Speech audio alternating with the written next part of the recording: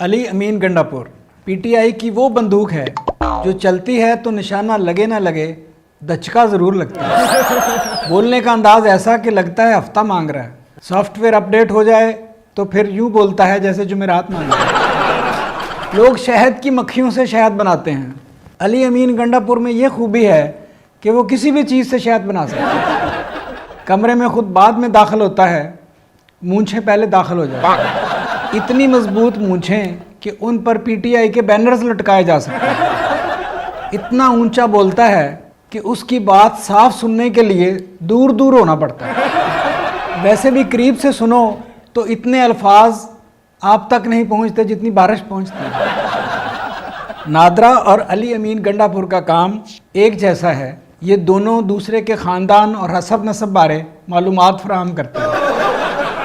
अली अमीन गंडापुर हमेशा चैलेंज लेने और देने के आदी हैं। स्कूल के ज़माने में इम्तिहान के दौरान सवाल आया, चैलेंज देना किसे कहते हैं? तो उन्होंने सारा पेपर खाली छोड़कर आखिर में लिखा, माँ का दूध पिया है तो पास करके दिखा।